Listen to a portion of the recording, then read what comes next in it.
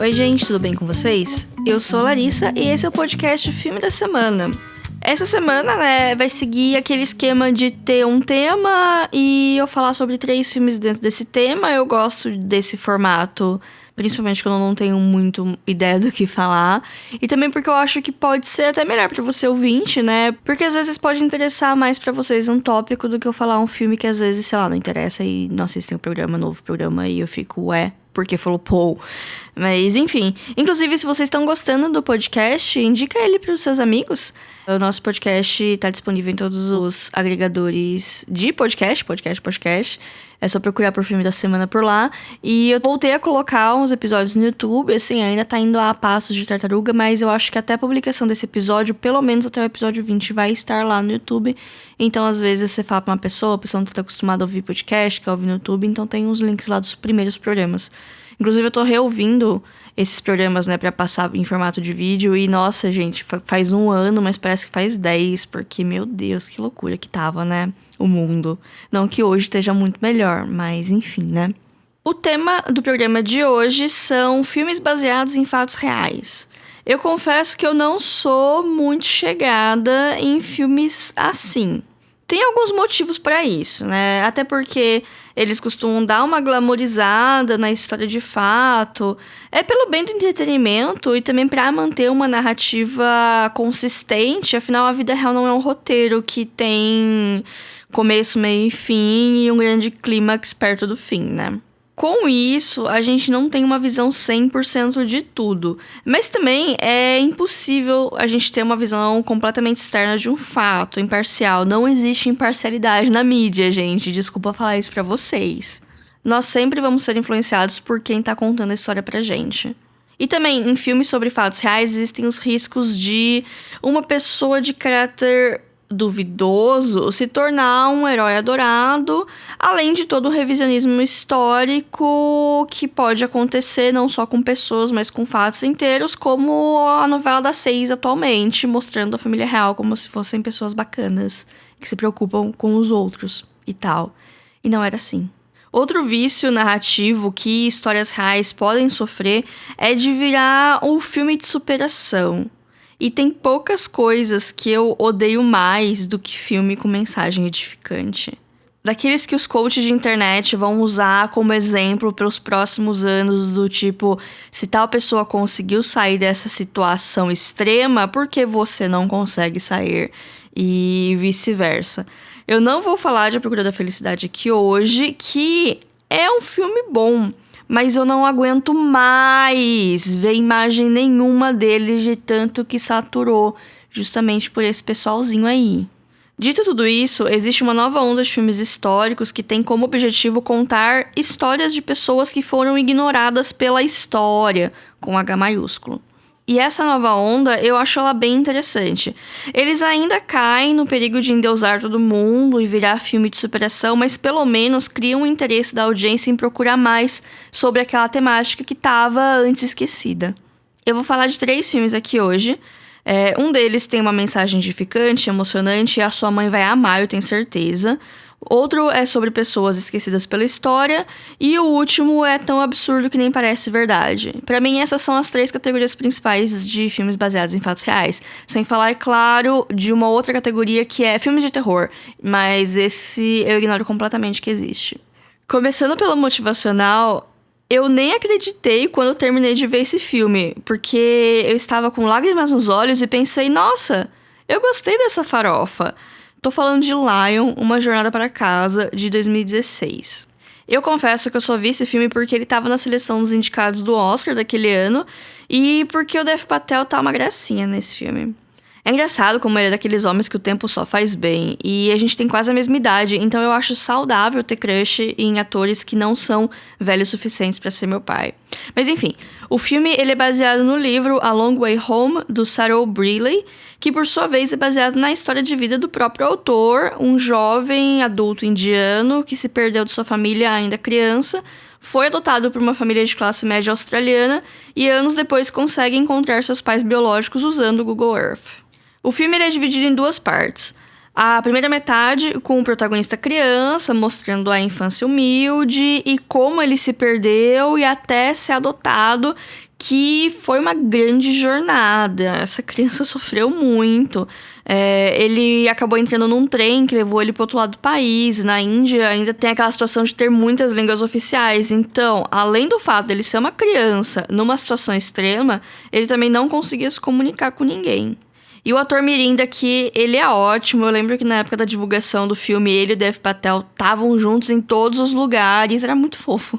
A segunda metade do filme acontece com o Saru adulto, gatinho, que um dia resolve usar a internet para tentar encontrar o seu vilarejo natal, usando as pouquíssimas memórias que ele ainda tinha. Não tem nem spoiler disso tudo, né? Existem alguns conflitos pela história, até para você ter um peso, uma carga dramática, esse conflito de família de coração versus família biológica, que nem é tanto um conflito assim, as coisas se resolvem e tal. Mas assim, podia descambar pra uma coisa sentimentaloide sem noção? Podia. Ele ensaia isso em vários momentos, mas eu gostei do filme, então eu acho que isso já significa que ele é bom de certa maneira, né? Eu não cheguei a ler o livro, eu nem sei se ele foi publicado aqui no Brasil, mas é livro de não ficção e, sei lá, eu tenho preguiça de livro de não ficção. Porém, eu fiquei bastante impactada com a história. Do ponto de vista técnico, é um filme bonito, porém tradicional. A narrativa ela é convencional, a trilha sonora tá lá pra causar emoção, tem alguns diálogos meio cafonas, mas tá tudo num nível que eu achei ok. E olha que eu sou muito cri-cri amargurada pra esse tipo de filme, então, né, se eu gostei, isso mostra alguma coisa, né? O filme tá disponível no HBO Max e no Prime Video. O segundo filme de hoje é da categoria de pessoas esquecidas pela história, que é Estrelas Além do Tempo, de 2016. Ele conta a história das matemáticas que trabalharam na NASA durante a época da corrida espacial no comecinho dos anos 60. O foco maior tá em 3 mulheres negras, que são a Dorothy Vaughan, que é interpretada pela Octavia Spencer, que é descrita como um computador humano. Ela liderou o departamento de matemática e foi a responsável pela introdução de computadores e treinamento de Fortran da sua equipe. Outra protagonista é a Mary Jackson, interpretada pela Janelle Monáe, que além de matemática, se tornou a primeira engenheira aeroespacial negra e usou do seu poder e influência na NASA para incentivar programas de inclusão feminina na empresa. Para fechar o trio protagonista, temos a figura mais central da história aqui, que é a Katherine Johnson, interpretada pela Taraji P. Henson, que teve um papel crítico nos cálculos que tornaram a viagem tripulada para o espaço possível, além de também ser conhecida como um computador humano por conseguir realizar cálculos extremamente complexos. Na época do lançamento do filme, a Katherine era a única viva, mas ela faleceu no começo de 2020, com 101 anos. Todas elas tiveram vidas longas e elas faleceram ao longo dos anos 2000, e elas são apenas algumas das mulheres que tornaram a viagem ao espaço possível. Americanas, claro, né? O filme em si, ele é extremamente tradicional. Ele foca nos eventos anteriores desse primeiro voo tripulado americano no espaço, que aconteceu em 1962, e nas dificuldades dessas mulheres de se destacarem no seu trabalho ou até mesmo serem levadas a sério. A Katherine é escolhida para trabalhar numa equipe onde só tem homens brancos e eles ficam excluindo ela, por exemplo, é esse tipo de situação. Mas ela vai lá e mostra que é melhor que todos e salva o dia. E é meio que isso que acontece, não desse jeito. É mais legal no filme do que eu falando, mas existem poucos tons de cinza nesse filme, que é o que me incomoda um pouco. Eu não vou fazer pouco caso desse filme, até porque eu fui muito impactada por ele e foi por causa dele que eu fui pesquisar mais sobre a vida dessas mulheres, que são histórias maravilhosas. Eu recomendo muito. Quem assistiu o filme gostou, que aprofunda um pouco essa pesquisa, porque vale muito a pena. Mas o jeito que o filme aborda essa narrativa é bem ingênuo. Como eu falei, não existem muitos tons de cinza.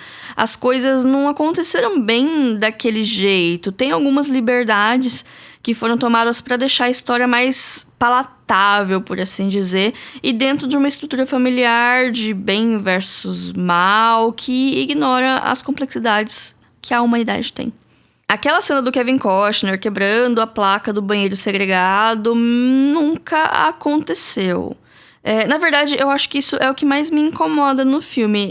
Se não tivesse o personagem do Kevin Costner, que é uma figura apaziguadora, justamente para representar que, olha, nem todo homem branco é um racista escroto, eu acho que eu teria gostado mais do filme. Assim, eu não estou reclamando de ter um homem decente, entre aspas, na história, veja bem.